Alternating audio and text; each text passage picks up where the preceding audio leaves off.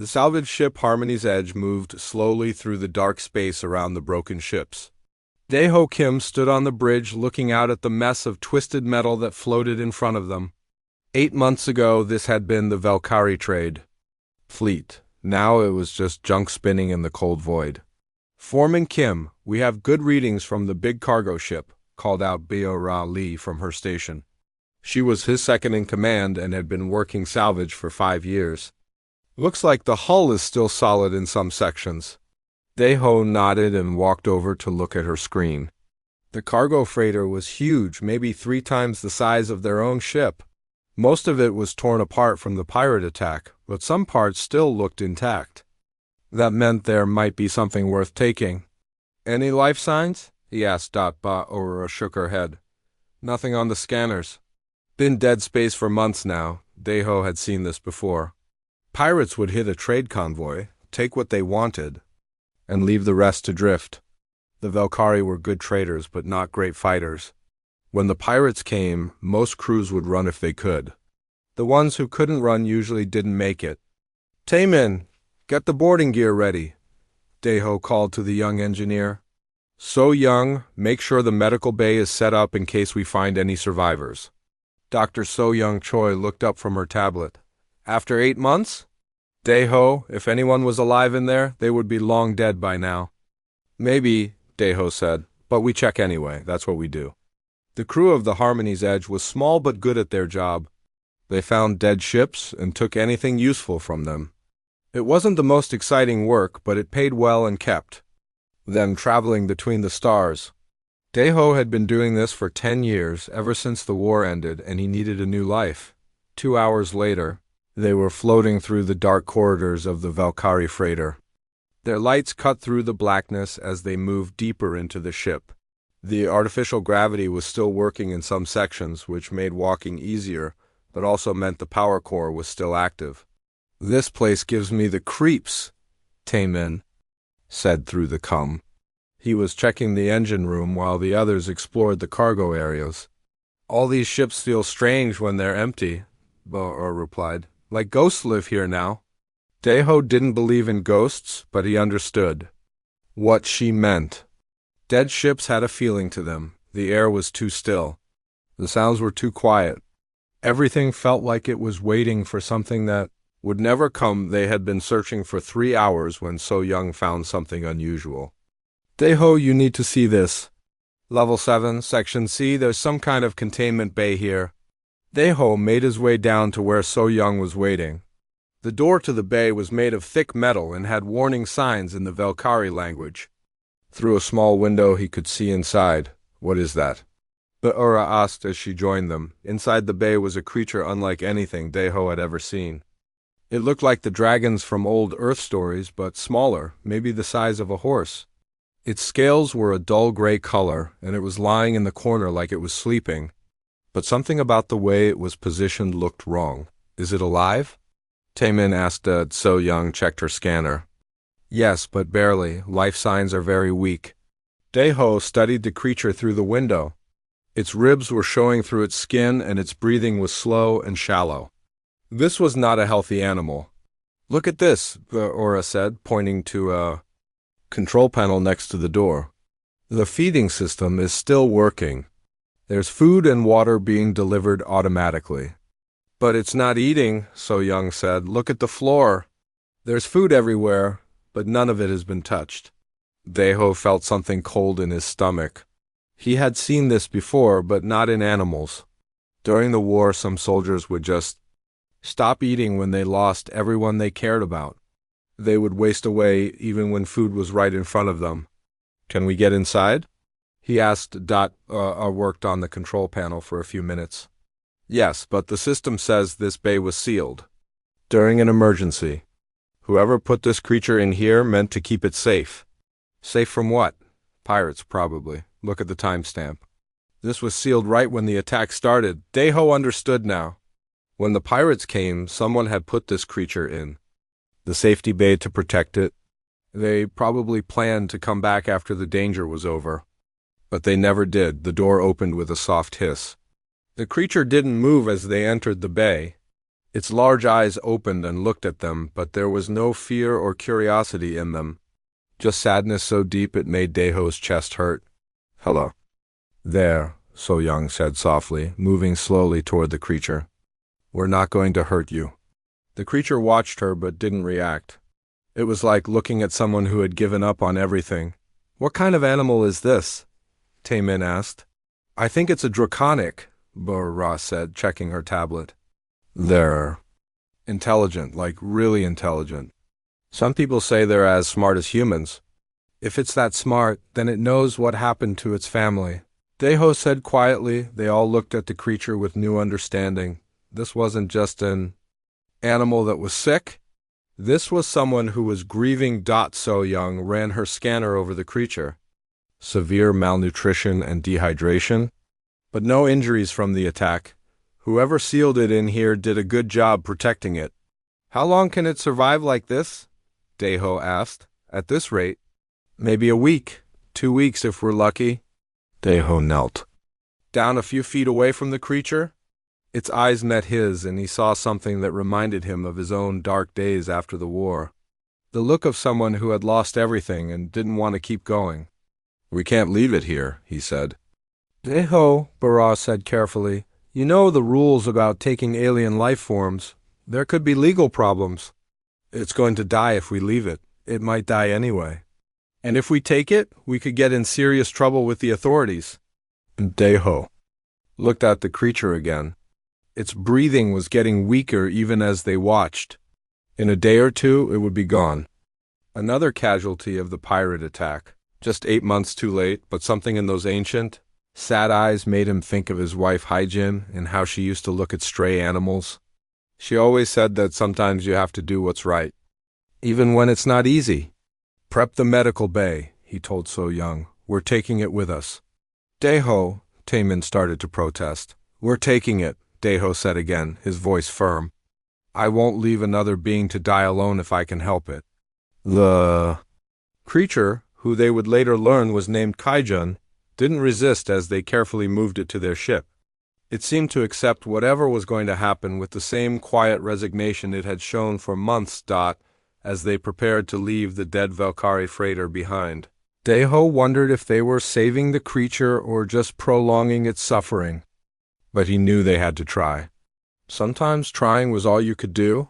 Even when success seemed impossible, the Harmony's Edge pulled away from the wreckage and headed toward their next destination, carrying with them a passenger who had given up, hope, and a crew who refused to let that be the end of the story. The medical bay of the Harmony's Edge had never held a patient like this before. Kaijin lay on the largest bed they had, his gray scales looking even duller under the bright medical lights. Dr. So Young worked around him, checking his vital signs and trying to understand what they were dealing with. "His heart rate is too slow," she told Daeho as he stood watching from the doorway. "And his body temperature is dropping. This creature is shutting down." Daeho moved closer to the bed. Kaichen's eyes were open, but they seemed to look right through him. The dragon's breathing was shallow, and his body was perfectly still except for the slight rise and fall of his chest. "What does he eat?" Taemin asked from behind them. Bora was reading from her tablet. "According to the database, draconics eat mostly plants and fruits, some fish and small animals too. They're not picky eaters normally."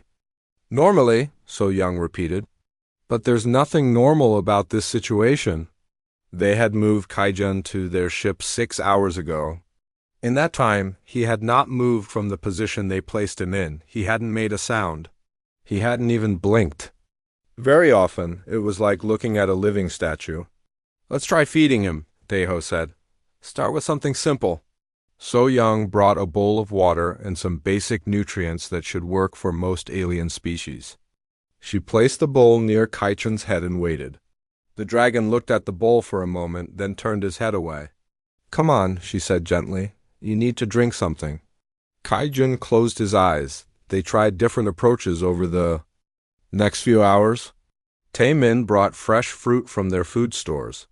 Bora tried to find draconic food recipes in the computer database and made something that looked close. So Young even tried to give Kaijun water through a medical tube. Nothing worked. Kaijun would turn away from anything they offered. If they tried to force him to eat or drink, he would simply close his mouth and refuse to swallow. "This is crazy," Taemin said after their 5th attempt. "He's going to die if he doesn't eat." "Maybe that's what he wants?" Biora said quietly. Everyone looked at her. "I've been reading about draconic culture," she continued. "They form very strong family bonds. When they lose their family, some of them do something called grief fasting. They stop eating as a way to mourn." "For how long?" Daeho asked.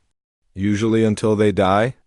It's considered an honorable way to join their lost family members in the afterlife." The room went quiet. They all looked at Kaijun, who seemed unaware of their conversation. His breathing was getting weaker by the hour. "There has to be something we can do," So Young said. "Some way to help him. The database says that grief fasting can sometimes be broken if the draconic finds a new family bond, or raid. But it's very rare. Most of them just fade away." "How long does it usually take?" Daeho asked, though he wasn't sure he wanted to know the answer. "A few weeks to a few months. Depends on how strong they were when it started."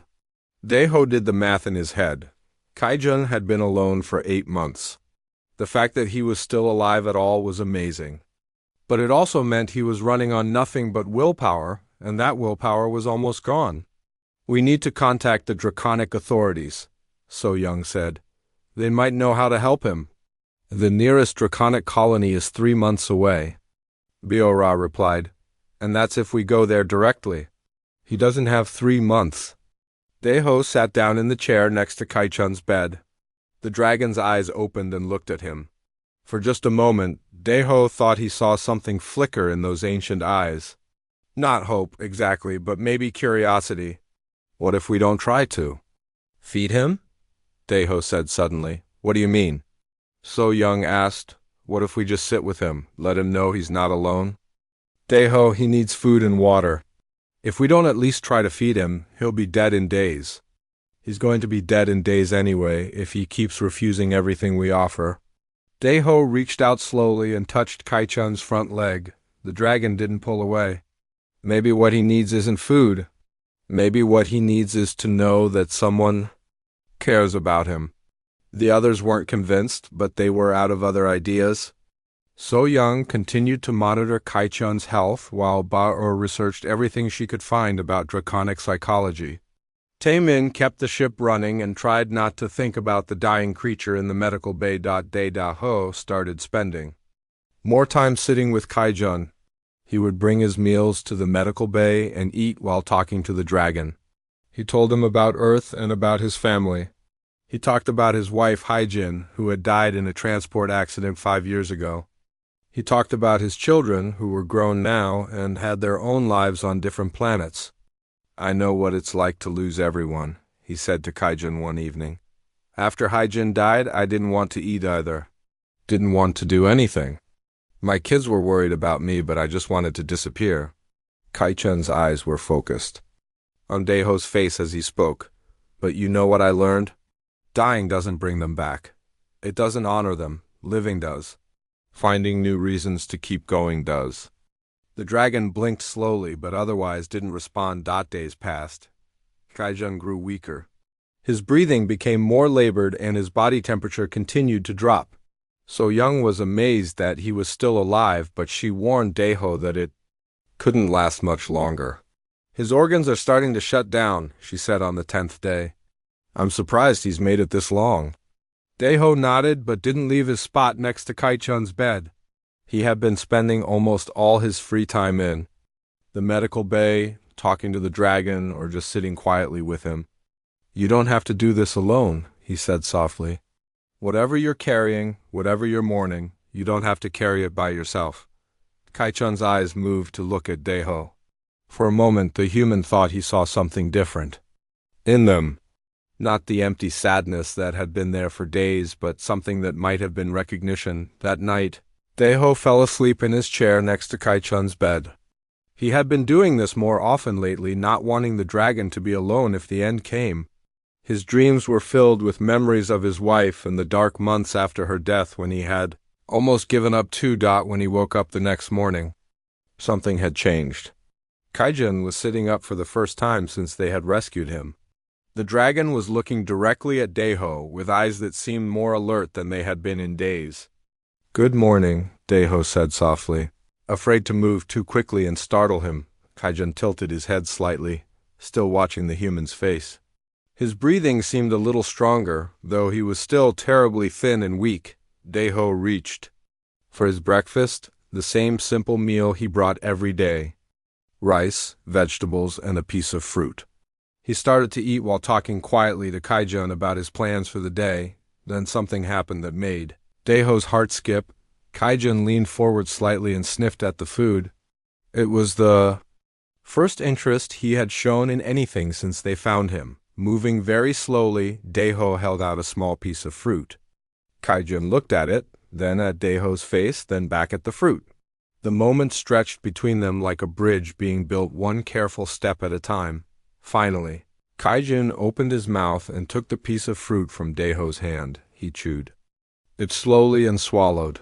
It was just one small bite, but it was the first food he had eaten in over 8 months. Daeho felt tears in his eyes as he watched the dragon eat.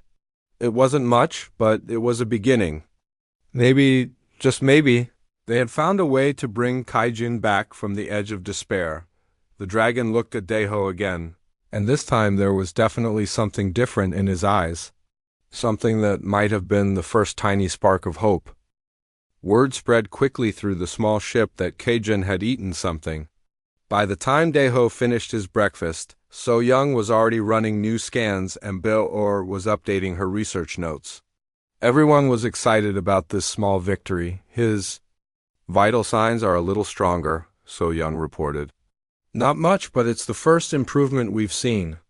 This is good news, Taemin said, leaning against the doorway of the medical bay. Maybe he's finally ready to get better. But when the others came to see Kaijun, something strange happened. The dragon retreated to the corner of his bed and wouldn't look at anyone except Daeho. When So Young tried to offer him food, he turned away. When Beor spoke to him gently, he closed his eyes. That's odd, So Young said. He seemed interested in food a few minutes ago. Daeho watched Kaijun carefully. The dragon was looking at him with those large, intelligent eyes. There was still sadness there, but also something else, something that looked almost like trust. Maybe he's not ready for a crowd, Daeho said. Let me try feeding him alone. The others left reluctantly. As soon as they were gone, Kaijun sat up again and moved closer to Daeho. The human offered another piece of fruit, and again the dragon took it carefully from his hand. You only trust me, don't you? Daeho said softly. That's okay. We can take this slow. Over the next few days, a pattern developed. Kaijun would only eat when Daeho was alone with him. He wouldn't touch food that anyone else offered, and he seemed uncomfortable when other crew members were in the room. But with Daeho, he was different, more alert, more willing to try new things. I think he's bonding with you, Beor told Daeho one evening after dinner. According to what I've read, Draconics choose their family very carefully. Once they bond with someone, that person becomes their whole world. Is that good or bad? Daeho asked.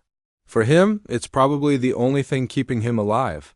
For you, it means you have a responsibility now. He's depending on you in a way that goes deeper than just food and shelter.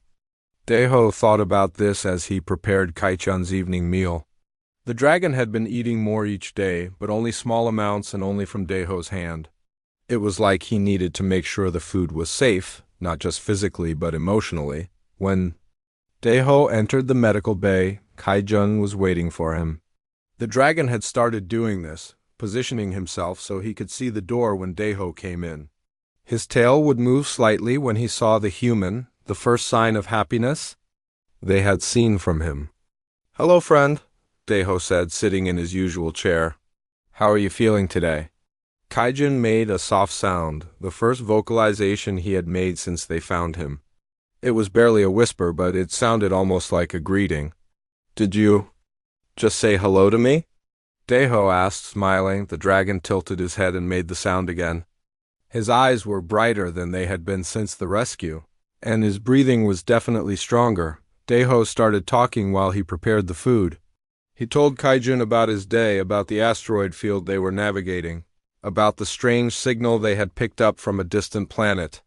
The dragon listened to every word, his head turning to follow Daeho's movements around the room. "You know," Daeho said as he offered Kaijun a piece of cooked fish, "I lost my family too. Not the same way you did, but I know what it feels like to be alone." Kaijun took the fish but didn't eat it right away. He was watching Daeho's face intently. "My wife died in an accident. One day she was there, laughing at something on the news, and the next day she was gone. Just like that." Daeho sat down and looked directly into Kaijun's eyes. "I wanted to give up too. Thought about it every day for months." The dragon moved closer, his large head just a few feet from Daeho's chair. "But you know what I realized? She wouldn't have wanted me to give up. She would have wanted me to keep living, keep finding reasons to smile. That's what people do when they love each other. They want the best for each other, even after they're gone." Kaijun ate the fish slowly, never taking his eyes off Daeho's face. When he was finished, he did something that surprised the human. He moved even closer and gently touched Daeho's hand with his snout. It was the first time he had initiated physical contact with anyone. "Thank you," Daeho said softly, gently stroking the dragon's head. "I think we understand each other." From that day forward, their bond grew stronger.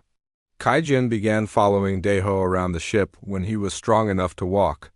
At first, the other crew members were nervous about having a dragon roaming the corridors, but Kaijun showed no signs of aggression. He seemed only interested in staying close to Daeho.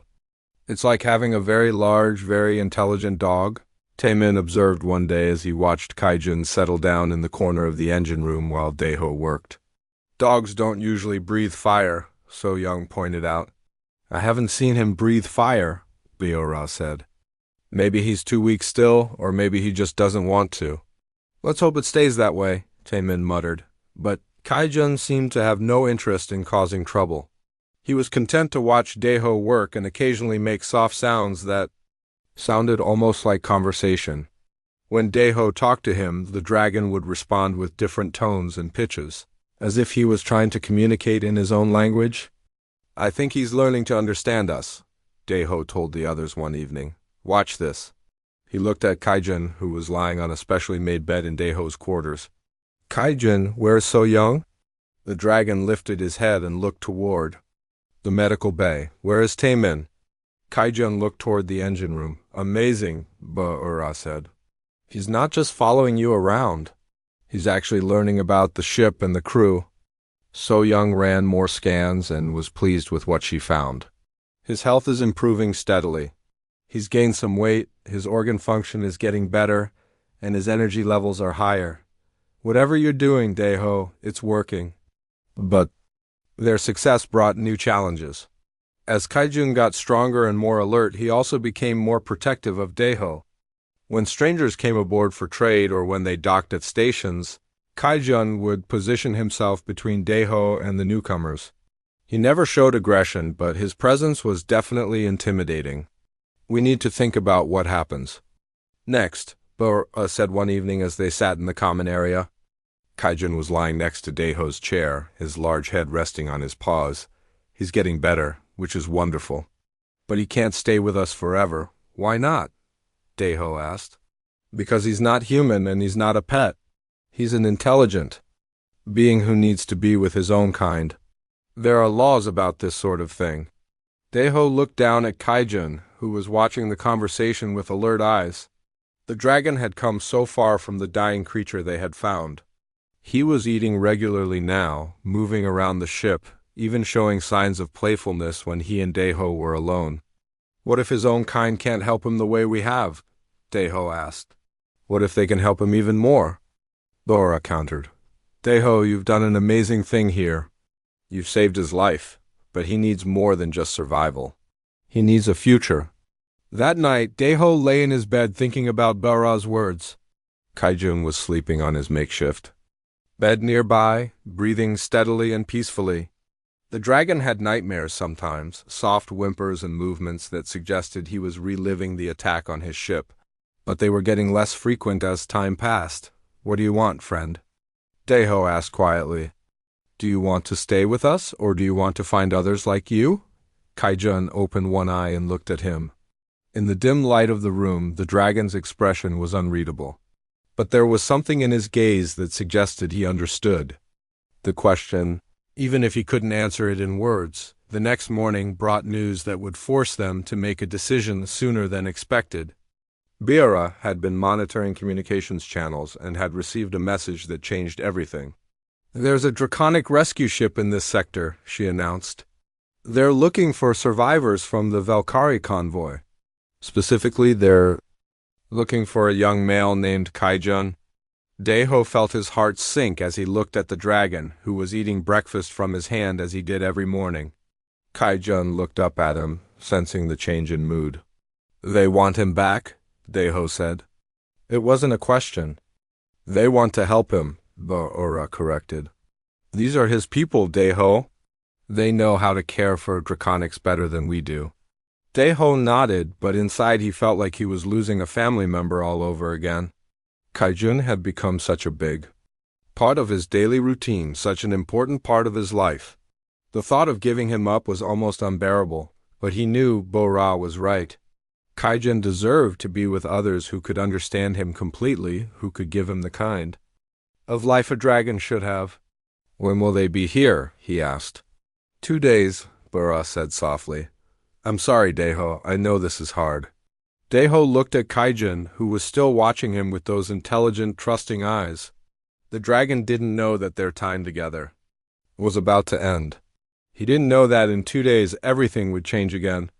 "It's okay," Daiho said, though his voice was thick with emotion.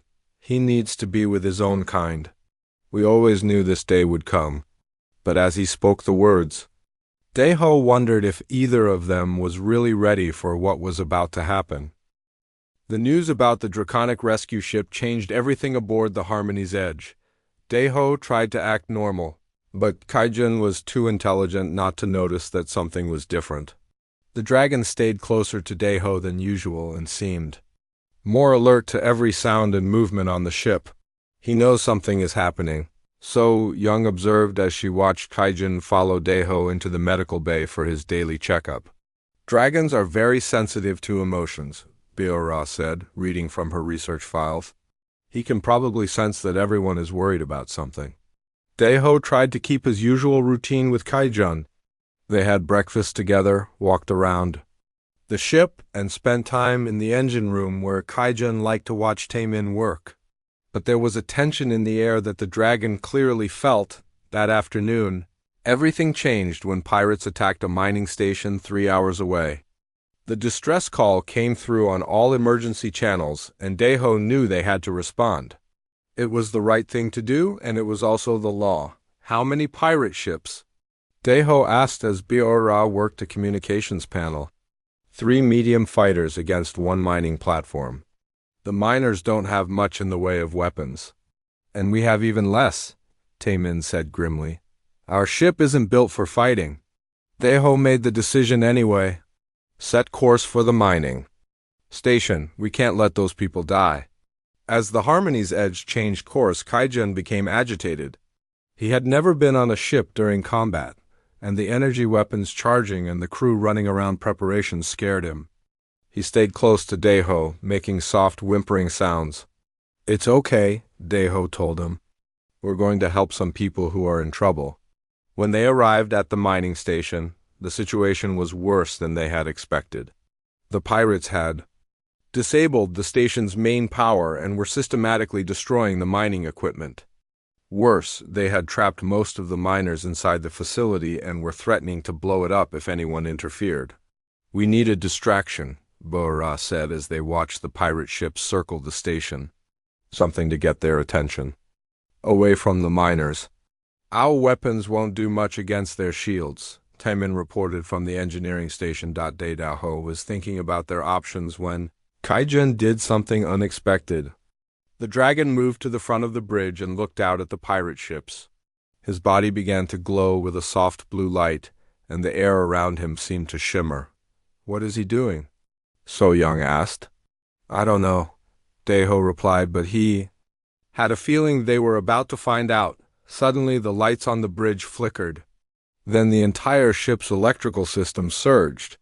Warning alarms started going off as systems overloaded and shut down.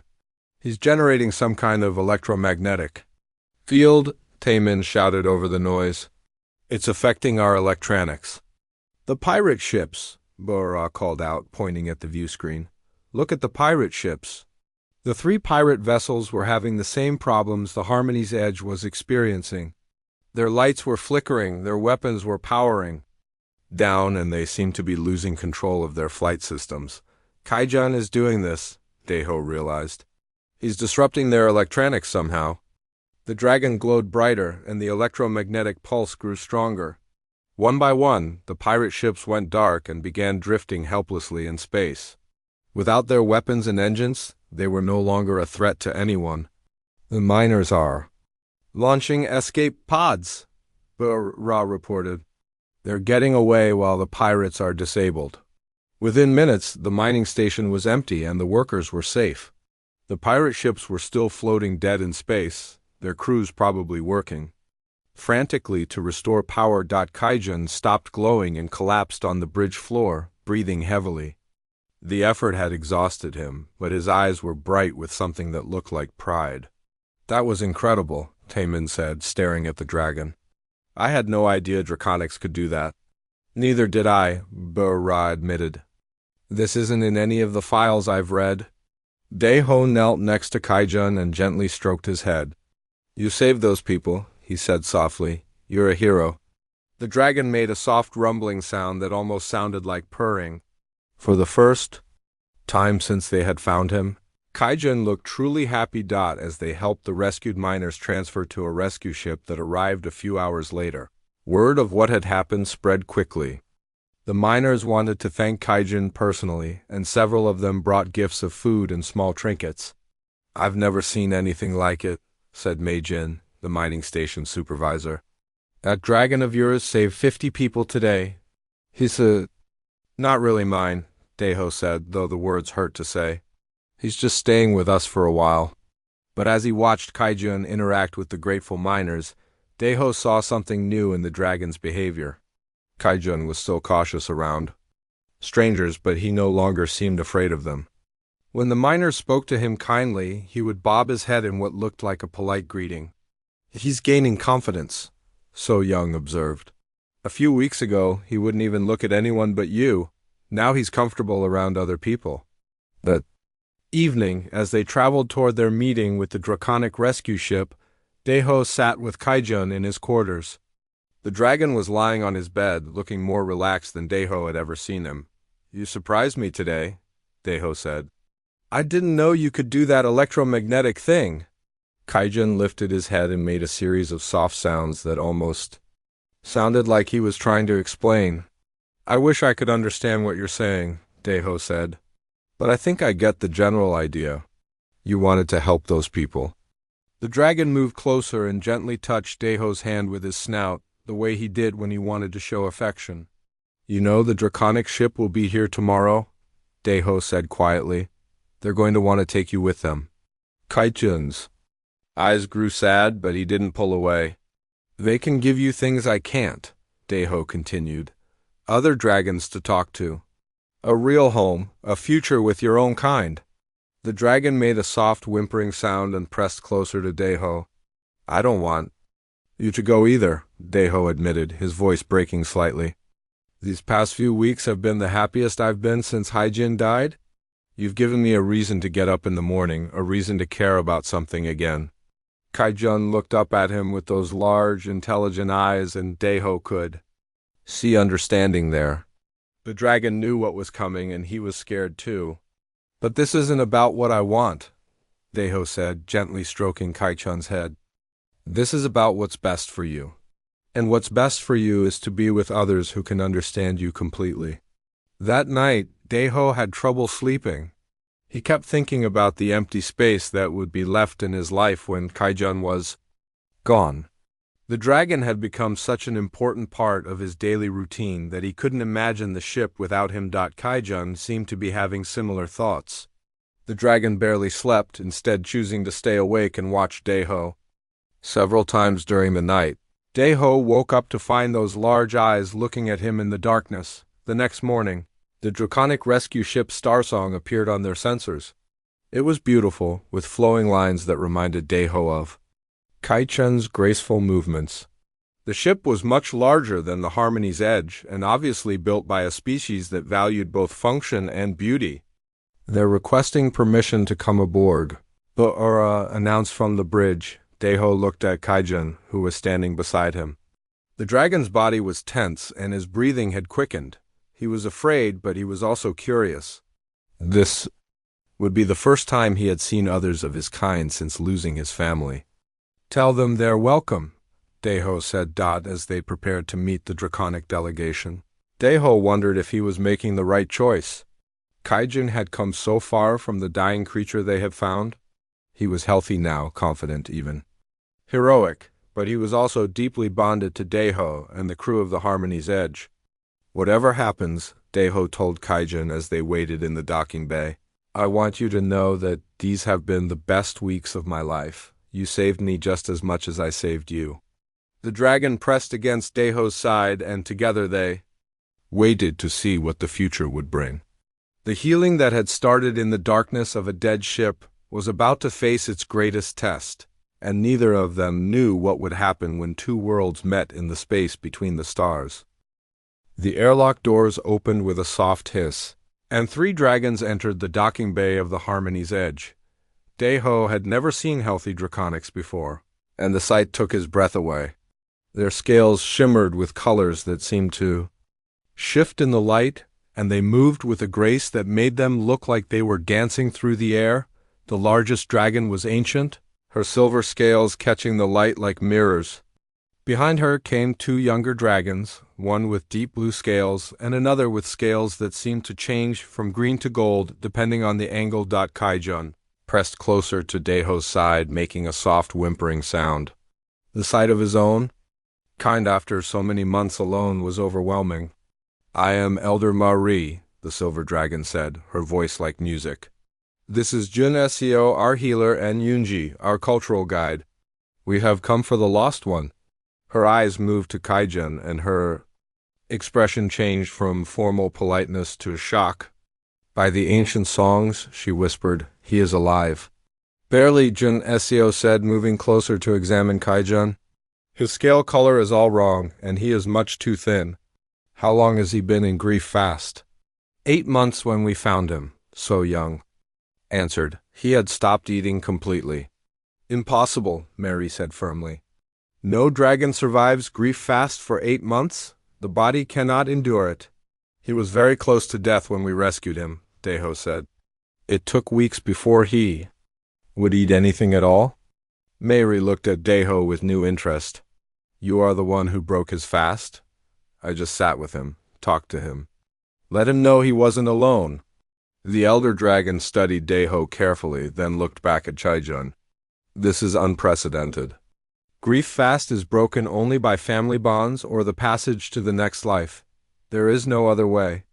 "Maybe there is," Yunji said softly. "Look at how he stands near the human. Look at his body language." Kaijun was indeed pressed against Daeho's side, but his eyes were fixed on the other dragons.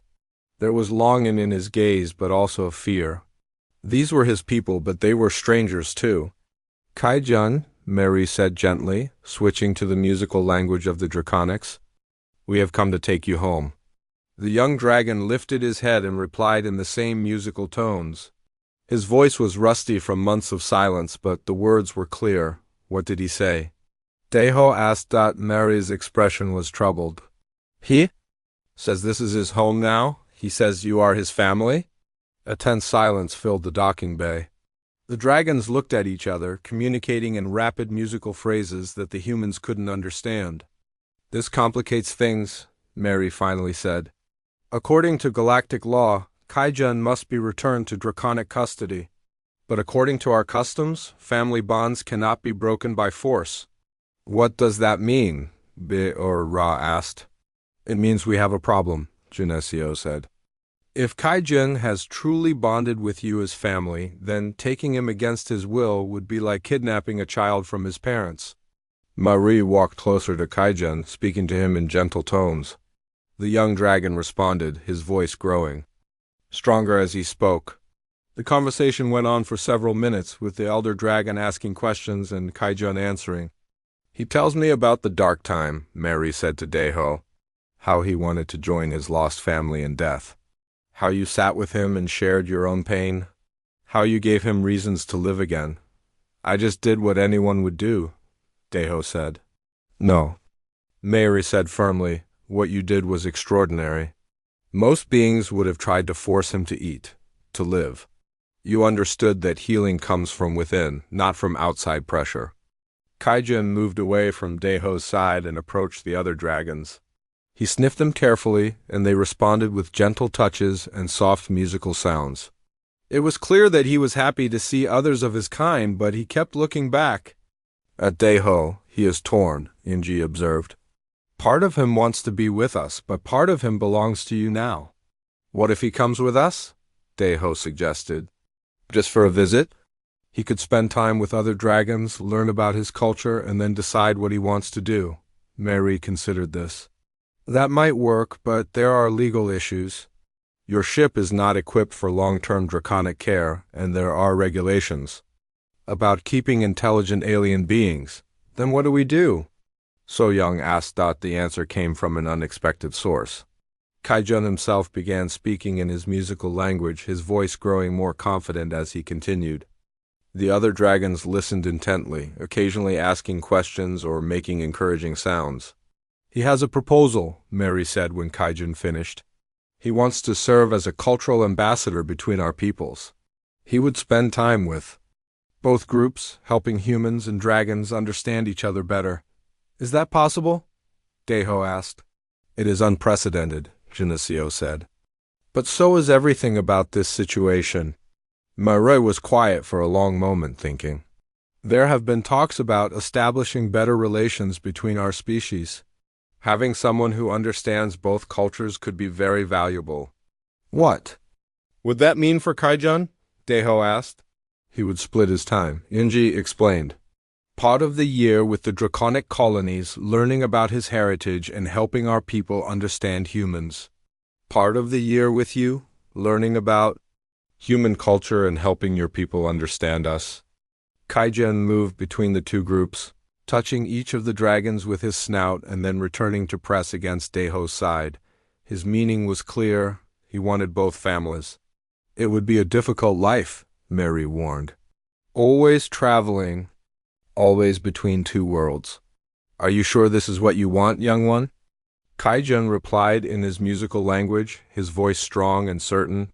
He says that being between worlds is better than being lost in darkness, Mary translated. He says that both families saved him in different ways and he wants to honor both. Deho felt tears in his eyes as he looked at the young dragon. Are you sure about this, friend? You could have a normal life with your own people. Kaijun looked at him with those large, intelligent eyes and made the soft rumbling sound. The Deho had learned meant happiness. Then he spoke in his musical language again. He says normal is overrated, Mary said with what might have been a smile. He says extraordinary is better. The negotiations took hours. There were legal documents to file, agreements to sign, and protocols to establish. But by the end of the day, it was official. Kaijun would become the first draconic human cultural ambassador, splitting his time between both species. 6 months with us, 6 months with you, Mary explained to Deho. He will learn our history, our customs, our songs. But he will also continue to learn about humanity through you. And if he changes his mind? Deho asked. Then he changes his mind. Junesio said, family bonds are about choice, not obligation. As the draconic delegation prepared to leave with Kaijun for his first rotation, the young dragon made a point of saying goodbye to each member of the Harmony's Edge crew. He touched So Young's hand gently and made a soft sound that clearly meant thank you. He did the same with Biora and Taemin, acknowledging their care and kindness. With Daeho, the goodbye was harder. Kai-jun pressed his large head against the human's chest, making soft whimpering sounds. "It's only 6 months," Daeho said, though his voice was thick with emotion. "And then you'll come back and tell me everything you've learned." Kai-jun pulled back and looked directly into Daeho's eyes. Then he spoke in clear, if accented, human words. "Thank you, family. See you soon." Everyone in the docking bay went quiet. It was the first time they had heard Kai-jun speak in human. "Language? You've been learning our language?" Daeho asked, amazed. "Learning is what dragons do," Kai-jun said, his pronunciation getting better with each word. "Learning and growing and becoming more." As the draconic ship prepared to depart, Daeho stood at the viewport watching it go. Kai-jun was visible through one of the windows, looking back at the Harmony's edge. "He'll be okay," Biora said, joining. Daeho at the viewport. "He's stronger now. Strong enough to handle being between two worlds." "I know," Daeho said. "It's just hard to let him go, even temporarily." "That's what family is," So Young said. "Loving someone enough to let them grow, even when it means being apart." 6 months later, the draconic ship returned. Kai-jun emerged from the airlock looking healthy and confident. His scales now a brilliant blue-green that seemed to glow with inner light, but more than his appearance had changed. He carried himself differently, with the dignity of someone who had found his place in the universe. "Daeho," he said, his human speech now perfect, "I have so much to tell you." As they embraced, Daeho realized that what had started as a rescue mission had become something much more important. They had not just saved a life, they had built a bridge between two species, created understanding where there had been none before. Kai-jun would continue to travel between worlds, carrying the songs of his people to humans and the stories of humanity to dragons. He would be forever between two families, two cultures, two ways of being. But he would never again be alone in the darkness. Sometimes, Daeho thought as he listened to Kai-jun describe the wonders of the draconic colonies. Being between worlds was exactly where you needed to be to see the beauty in both.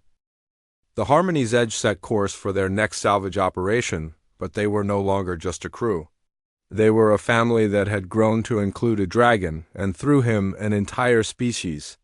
In the vast loneliness of space, they had found something precious, the understanding that healing comes not from fixing what is broken, but from accepting what is different and finding the strength to build something new together. As Kai-jun settled into his old spot in Daeho's quarters, the human smiled. Some rescues, he realized, saved everyone involved. And the best families were the ones you chose, not the ones you were born into.